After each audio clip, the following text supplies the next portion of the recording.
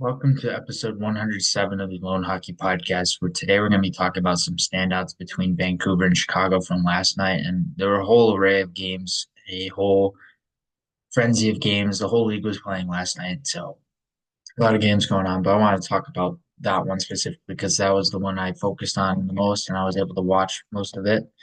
And a lot of players stood out in this game. But Vancouver running away with the victory there. And towards the end of the game, it really got out of hand and they were able to score a lot more.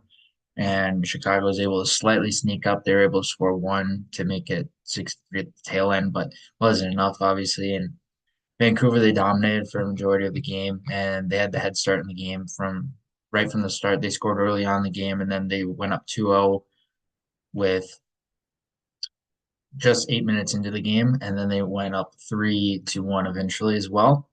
And so they maintained the lead and they were able to keep the lead for the whole game. And so starting with JT Miller, I thought JT Miller looked really good this game. He's competing, he's working to get onto pucks and compete to get two pucks first.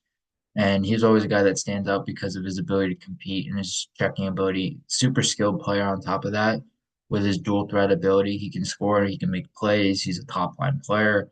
He's a play driver. He's a guy who plays in all facets at a really, I would say, elite level. I would argue he's an elite player now with how well he's played in his time in Vancouver and how he's blossomed as a 80 plus point scorer almost consistently and almost regularly now. He's pretty much a point per game guy regularly for this team. He always stands out. Connor Garland, another guy who had a multi-point game, really stood out. And he was good. His small area skill is the biggest attribute that stands out with him because his ability to maneuver through small areas and then be able to separate from checks and be able to elude checks and be able to use his feet and his hands to elude guys is really unique.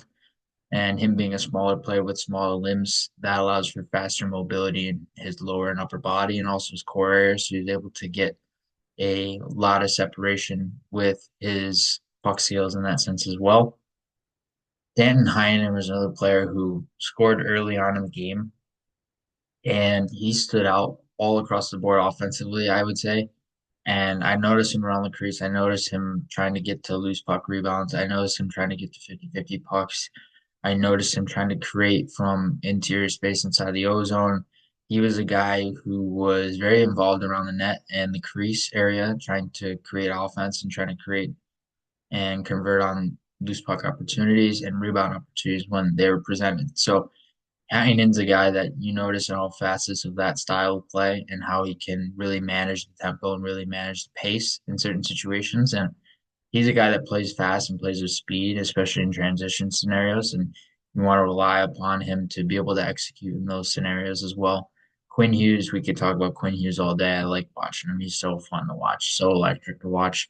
And the thing is with Hughes that stands out is you notice the skating, you notice the footwork. That's the easiest thing that stands out. But for me, it's the hockey sense and him being that more that quiet leader on the ice. His hockey sense really takes control of his decision making elements and really allows him to be a play driver every time he's on the ice. And you always notice him in some way, shape, or form, whether it's offensively and he's continued to improve defensively over his time in the NHL. And that was obviously not necessarily the biggest asset of his when he was playing with the NTDP and playing with Michigan. But as he's evolved and he's come up the ranks, he's continued to improve his two-way play and his two-way ability in defending line rush and how he's using his stick to track guys one-on-one. He's become a lot better as a tracker in defensive situations and being able to track with his stick specifically. So 2 assists for him in this game. He was good all across the board and he was great. Brock Besser, another guy who had a goal in this game, and a lot of goal scorers in this game. And Danton Heinen was the only guy that had a multi-goal game of the Vancouver Canucks. But Brock Besser was a guy who he's always seems to be underrated. You know he's on Vancouver, but you can sometimes forget about him. It's really interesting with him because he's a natural goal scorer, innate goal scoring ability, and he stands out on the offensive side of the puck and how he's able to create inside the offensive zone. And Besser's a guy who really can create volume with his shots, and that's because of his ability to shoot from anywhere in the ozone. So having that volume like shooter allows him to be a threat from anywhere. And he's a guy that can really snap it off his stick in an instant.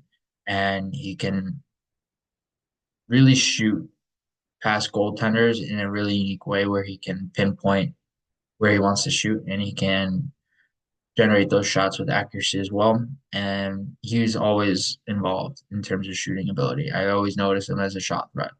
Eric Branson was actually a decent defenseman this game. He had a penalty, and on the defensive side of the puck, he looked good for the most part, I thought. And obviously, him being a guy that's bounced around a few teams now and now landed in Vancouver, he's a guy that is looking to make his role and make his role clear. And he's a guy in Vancouver thus far who's really thrived in terms of being able to transition pucks up ice, being able to use his rush offense ability, and how he can really incorporate those tactics into his rush play and his ozone patterning. And Brandstrom's a guy who you notice is a two-way defenseman as well. You notice him defending situations and how he's able to control situations with his skating and his footwork. And those are one of the biggest things when it comes to him is his footwork ability and how he's able to leverage that to the best that he can. And he's always noticeable in that sense. And then we'll get to some Chicago standouts. I thought Tyler Bertuzzi looked really good this game.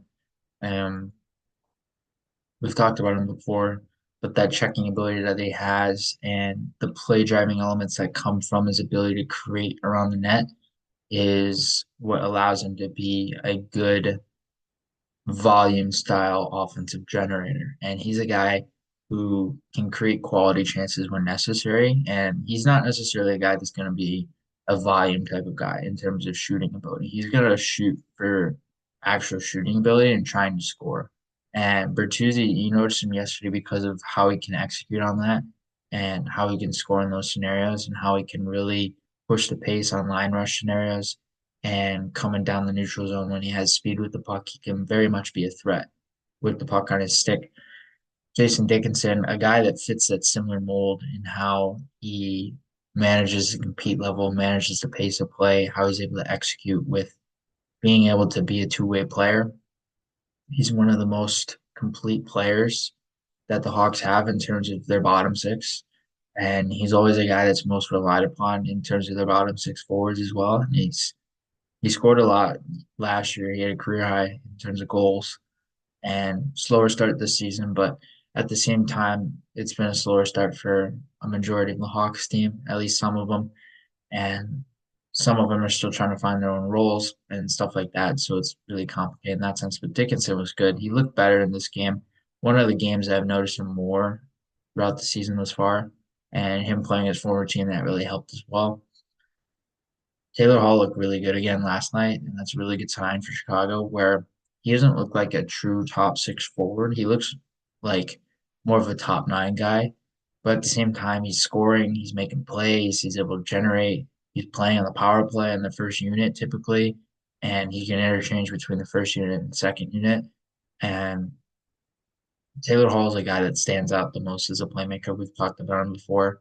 That pass first ability within his game and how he's able to generate passes with consistency and accuracy is a standout quality when it comes to him. But at the same time, he could score when necessary and he could score off the rush. And he showcased that yesterday, how he could score and the different styles that he can score, being able to use his speed. He's got a long stride and a really good mechanically foundational stride that allows him to generate power and be able to maintain a lower center of gravity to the ice so that way he can generate more speed. And he was really good. And Alex Vlasic, I really liked him and his ability this game.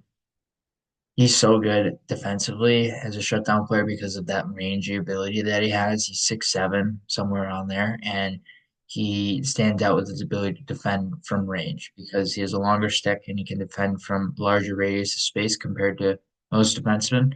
And him being a, you could say, oversized defenseman in a way, allows him to be able to control play in situations that others can't. And he's not the most physical defenseman, but he defends with his stick a lot.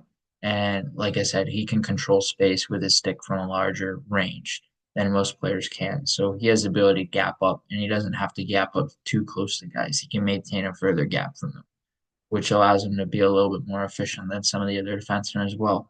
Connor Bedard was elite this game. Did not score, but he was generating volume after volume after volume. It seemed like he was generating almost a shot every shift, and he had 6 shots. He was shooting from very unique angles. He's shooting there. I remember there's one sequence where he's in the ozone. He shot from almost a red line, and he's done that before. He's done it at World Juniors. He's done it at previous levels in the WHL as well, and playing youth hockey back in Western Canada. So he's done that plenty. It's more of a habit ingrained in him where he's not afraid to shoot from those angles. And the worst that can happen is the puck doesn't go in. So that's why he's not afraid to shoot. And he's a guy where yesterday I noticed him a lot in terms of generating volume. And for him, he's not necessarily a guy that goes after pure volume on his shots either. He likes to shoot for the sake of shooting too. He likes to shoot to score and not just shoot to shoot. And with elite players like that and their processing ability, they can shoot and they can find different angles from very unique viewpoints where other players don't necessarily see the same situation that they do, or those plays are moving way too fast for some guys relative to the elite players. The elite players typically their processing ability is slowed down, so they process the game and their cognitive perception of the game is slow at a slow pace. That's why they're so elite at making plays and executing plays so fast. And Bedard was able to do that a lot yesterday, and you notice him a lot in all facets of ozone play as well.